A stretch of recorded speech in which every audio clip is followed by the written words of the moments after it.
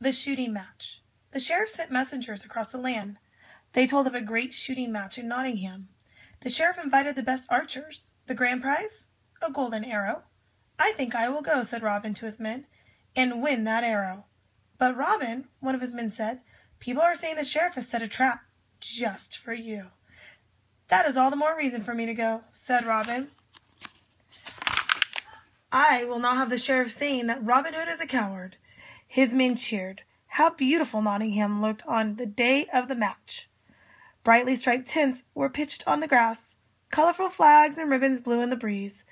Peddlers sold fine wares and delicious foods. Jugglers and minstrels strolled about. Benches were set up near the shooting range. The sheriff's seat was set higher than all the others. The poor people sat on the grass. But, rich and poor, everyone wanted to watch the match. The very best archers in the land had come. Giles Redcap was there. The sheriff's own archer, Clive Leslie, was there. Then there was Adam of the Dell and many others. Some were known, others were not known. The archers stood on their lanes, some paced nervously, others tested their bows. The sheriff arrived. Everyone bowed. His horse was saddled with the finest leather. Its bridle jingled with silver bells. The sheriff himself wore purple velvet and many gold chains. He sat down. The herald blew his horn. Let the contest begin. The herald explained the rules. The target stands 80 yards away. Each man shoots one arrow. The 10 best archers shoot again. Each man shoots 2 arrows. The 3 best then shoot 3 arrows each. Of these archers, the best shall win the prize. The archers stepped forward. The sheriff eyed them. Who was he looking for? Robin Hood, of course. Do you see him? He asked his right-hand man. The man studied the row of archers. No one there wore forest green. Do not worry. We will find him among the 10 best. The archers shot. The 10 best remained. The others left. Of those 10 archers, 6 were known. There was Giles Redcap, Clive of Leslie, Adam of the Dell, and 3 more local men. 2 others from Yorkshire. Then there was a tall, fat fellow in blue and a ragged one in purple who wore a patch over one eye. The sheriff was growing impatient. He said to his man, Well, where is Robin Hood? The man shrugged. He was most puzzled. 6 of these men we know. The 2 from Yorkshire are both too short. The stranger in blue is too fat.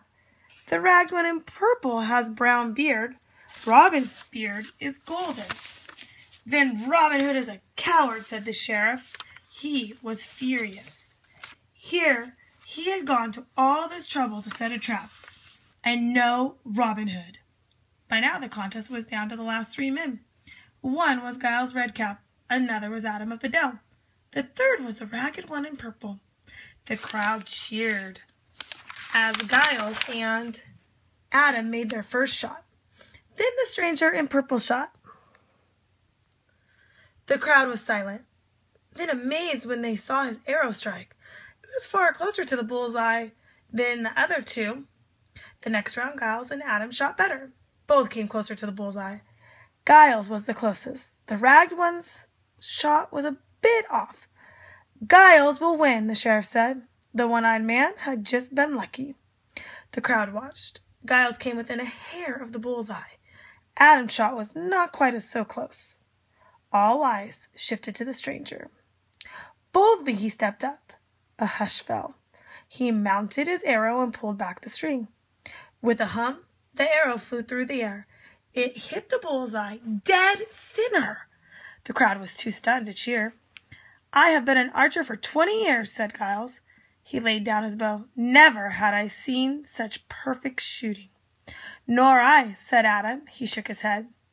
The 2 men left the range. The sheriff came down from his high bench. He was beaming. Here's your prize, said the sheriff. He handed the stranger a golden arrow. Tell me your name, he said. Jack of the Vale, said the stranger. Jack of the Vale, eh? You are the best archer I've ever seen, said the sheriff. Much better than that lily-livered coward Robin Hood. The stranger stared at the ground. He gripped the golden arrow. His knuckles were white, but he held his tongue. "Will you serve me?" the sheriff asked. "Never," said the stranger. "No man in England will be my master." The sheriff sneered. "Then take your prize and be gone." Later that day, the stranger in purple was seen in Sherwood Forest.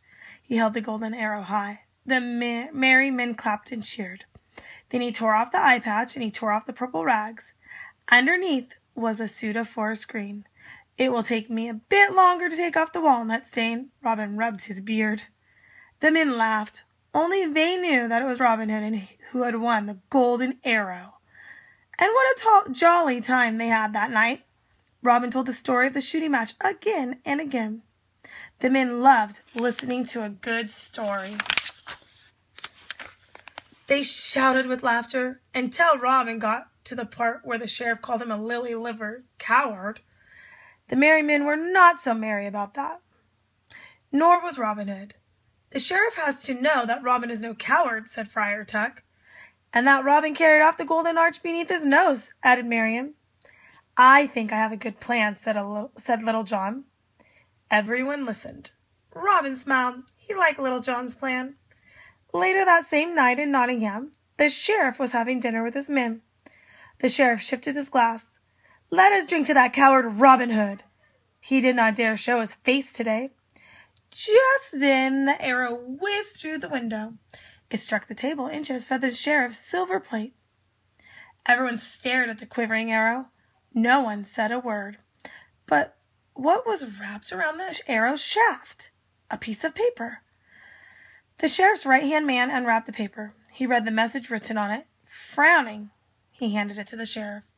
The sheriff read it, and oh, how his blood boiled. "Heaven bless the sheriff today," say we in merry Sherwood, "for he did give the prize away to crafty Robin Hood." The sheriff pounded the table with his fist. Robin Hood had won again.